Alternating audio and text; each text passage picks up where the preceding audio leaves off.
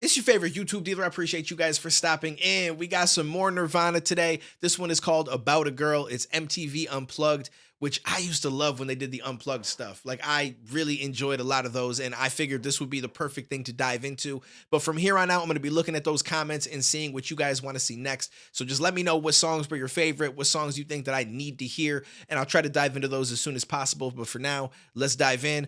Let's see what they was cooking with.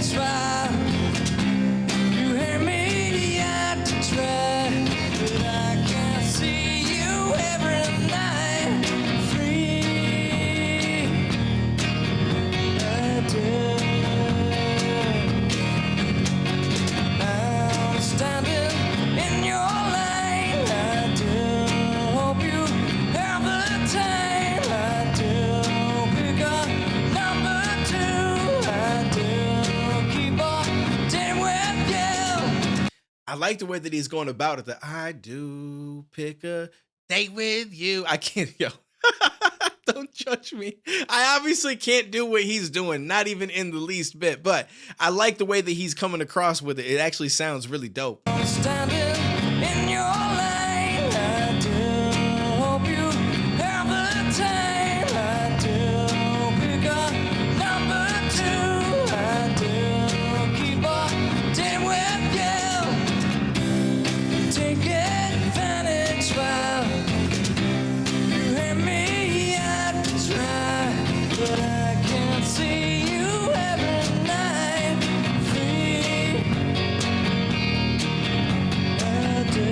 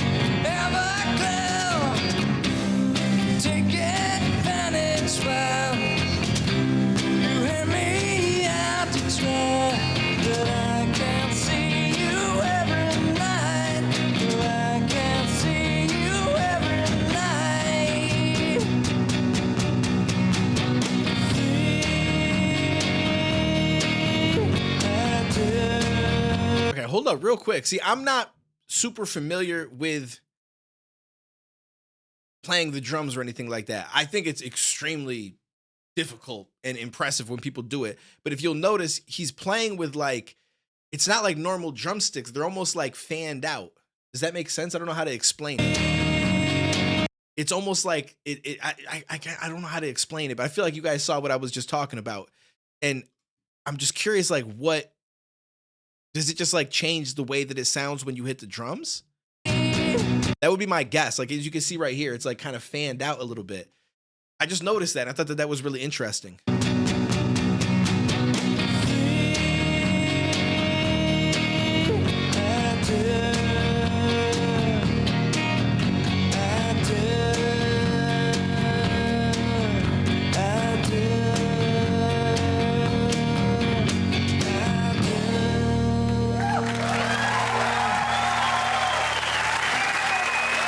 That was amazing. I enjoyed that. It's crazy to see the MTV Unplugged because it looks so different than when I had seen it, but this I'm assuming was quite a while back. So they've been doing MTV Unplugged for a while now. I mean, I know it doesn't go on any longer, but I think the only time I've ever really like seen the video. Like I've heard music from MTV Unplugged, but actually seen a video from it was when Jay-Z did his Blueprint album, I believe it was.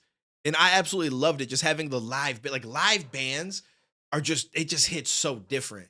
And really quick, I just want to elaborate on one thing that I was thinking about from the last video where we spoke about Kurt Cobain. So if you guys haven't watched my last reaction, you guys want to go check that one out. I believe the song, I'm just going to look real quick, was Come As You Are, because I'm recording a bunch of these all on the same day.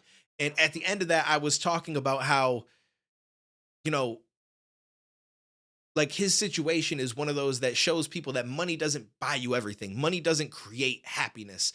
And I went into way more detail about it. I'm not going to go into super detail here because I obviously we already talked about it in the last reaction. But I did want to say that another thing that comes to my mind is, like at least for myself, and I'm not saying that I'm not putting myself in his shoes at all because I feel like, again, I'm blessed that I am relatively optimistic and focused and stuff. But I think there's a lot of times where people may have some demons, right? Some darkness in them, whatever it is you want to call it. And sometimes that drive to acquire something, to make something happen, it kind of it gives you an escape. You know what I'm saying? Like because you're grinding, you're trying to get somewhere, you're trying to achieve something, and it makes me wonder if like if him with Nirvana was that drive, obviously, right? Like he was trying to do something with this band that he was with, and as they grew and stuff, it's like, all right, we're putting in the work, and like you're so focused on that. But then once you achieve it, right, and it's like there's always more to go. But once you've kind of achieved fame and you're making a lot of money and all this other stuff, and you realize that it doesn't really change the way that you feel at all. And then once you've made it there, that grind to get there is over with.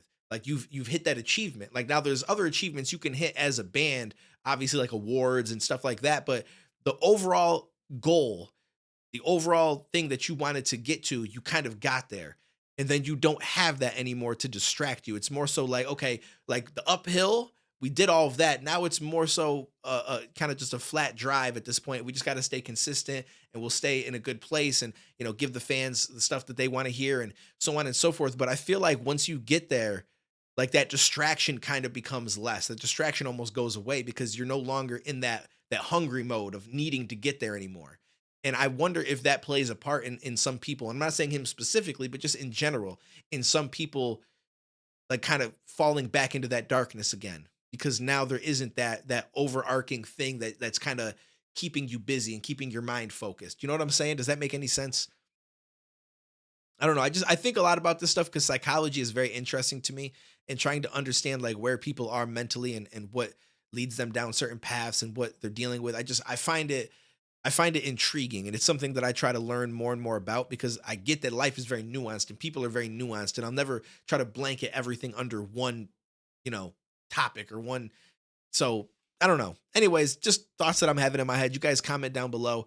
Again, rest in peace to Kurt. I love this man's voice. It's really unfortunate to have lost him. I don't know how old he was when he passed, but I assume he wasn't all that old. And I feel like that's always a shame from a fan standpoint because not only do you want to see like what kind of person the artist can evolve into, but what kind of music, like how that evolves, their thought process, their music creation, like all that stuff could potentially evolve over time. And you kind of miss out on that. And obviously, that's not the most important thing. I'm not saying that it's more important than them staying alive for their family and stuff like that, but it's just something that is just very sad to see, just along with everything else. So appreciate you guys. Let me know what you guys thought about this, and I will catch you in the next one, homies.